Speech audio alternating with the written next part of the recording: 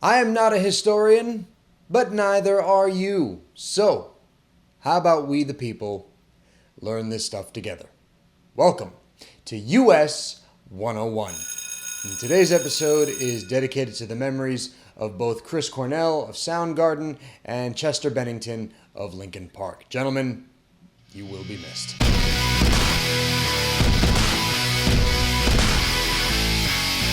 Think of your favorite kind of music.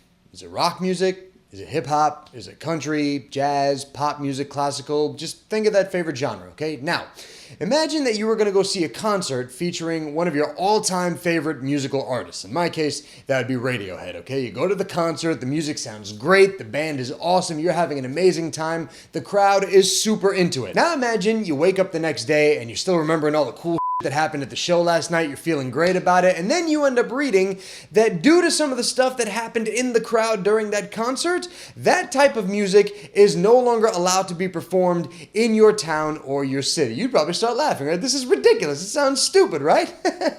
Well, American history does have quite a few moments of stupidity in it. Yeah, guys, it's true, man. Back in the 1950s, some American cities tried to ban rock and roll music from poisoning the ears and the hips and legs of their youth. You had artists like Chuck Berry and Elvis Presley incorporating elements of jazz, blues, and R&B, or what was known as race music back in the day, and creating a brand new sound that drove teenagers to start dancing. But not dancing like, your arms out like this, like you're at the 7th or 8th grade dance, keeping Jesus in between you kind of dancing, you look like a zombie. No, dancing via suggestive, sexual moves, things that adults did not approve of, like swaying your hips. Heavens to Betsy! Furthermore, rock and roll was birthed out of music that was originated by African Americans. African American artists like, again, Chuck Berry and guys like Bo Diddley were playing to white audiences. And then you had white rock and roll artists like Jerry Lee Lewis and Elvis Presley that were appropriating African American music. Which means you know damn well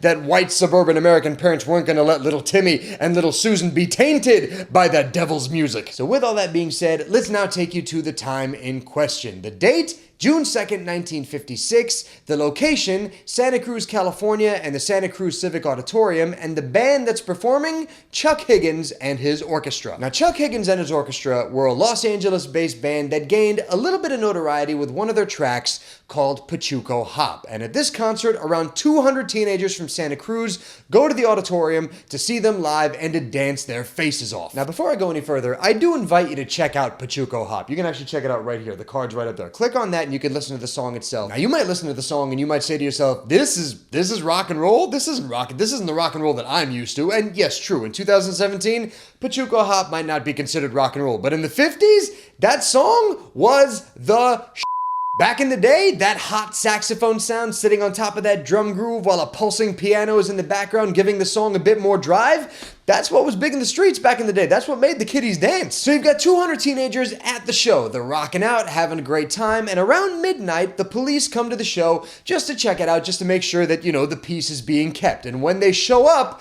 they are greeted with a sight that they are not expecting, because according to Lieutenant Richard Overton, the police entered into a den of sin and vice, and based on what they saw, they shut down the show immediately and sent everybody home. So what was happening in the crowd that made Overton stop everyone from having a really good time? Well, according to him, he said that the crowd was, quote, engaged in suggestive, stimulating, and tantalizing motions induced by the provocative rhythms of an all-Negro band. In other words, hey, white people, your innocent white children are dancing like sex-crazed maniacs, all thanks to some black people playing music. And the following day, due to all the suggestive movements and perversion that was happening at the show the night before, Santa Cruz banned rock and roll music, calling it, quote, detrimental to both the health and morals of our youth and community, end quote. And because Santa Cruz banned rock and roll from being performed in public spaces, the town gained national attention, as well as the ire of many teenagers who protested this ban furiously. So how long do you think this ban on rock and roll music lasted in Santa Cruz, California? Go ahead and take a guess. Just shout them out. I'll listen. Go ahead. Okay.